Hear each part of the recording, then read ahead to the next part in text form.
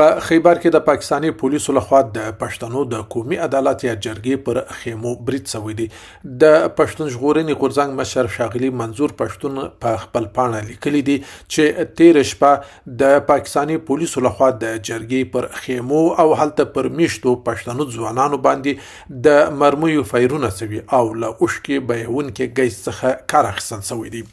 ښاغلي منظور پښتون وایي چې د پاکستاني پولیسو لخوا په دې حمله کې یو شمېر خیمې ورانې شوي او په خیمو کې ناست ځوانان ټپیان شوي دي چې د ځینو حالت د اندېښنې وړ دی.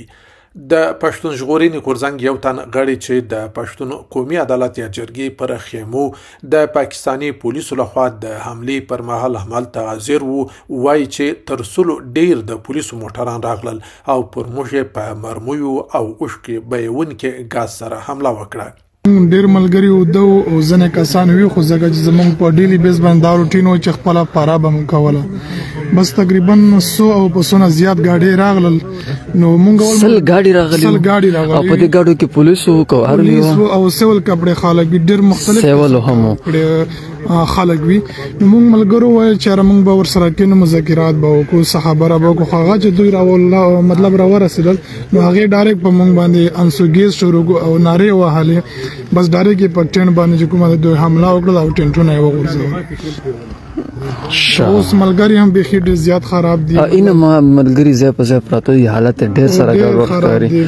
د خیبر یو تن قومي مشر وایي کله چې موږ خبر سولو چې د جرګې پر خیمو او کارکوونکو پولیسو برید کړي نو موږ په همهغه شپه ځانونه راورسول. و په 3 بجې پکې څخه راغی د لغمان لاله او ټلیفون یې ته وکړو نو زه کور کې ویدم مېلمانه به ښه بیا هغه نه بعد تاسو راغلی نو بیا چې مونږ دا هلته راغی موټر هم خوندې کور کې نه ودرولو بیا مونږ ټول په مشترکات باندې راغلو د تنظیم ورسولو نو چې مونږ راورسېدو واپس مله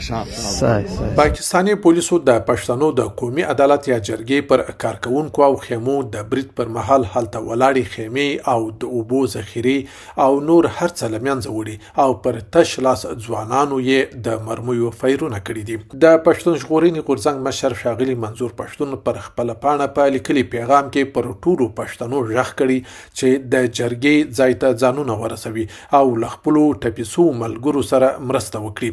د پاکستاني پولیسو او استخباراتي ادارو لخوا په خیبر کې د پښتنو د قومي عدالت یا جرګې پر کارکوونکو او خیمو تر برید مخکې هم ډیره هڅه شوې چې د دغې جرګې مخه ونیسي. یوازې پر منظور پښتون 3 ځلې د پاکستان د استخباراتي ادارې اړوند پټمخو کسانو برید کړي چې له نیکه مرغه له ښاغلي منظور پښتون سره د مل پښتنو ځوانانو لخوا یې مخه نیول شوې ده. ښاغلي منظور پښتون ویلي چې د پاکستان پولیس او استخباراتي ادارې په خپلو دغو ناوړه اعمالو او بریدونو سره زموږ د جرګې مخه نسي نیولی. موږ به د اکتوبر پر 11 په خیبر کې د پښتنو جرګه کوو او د خپل ولس د ستونزو د حل لپاره به برخلیک ټاکونکي پریکړې کوو او بیا به هغه پریکړې په خپل ټول توان سره عملي کوو.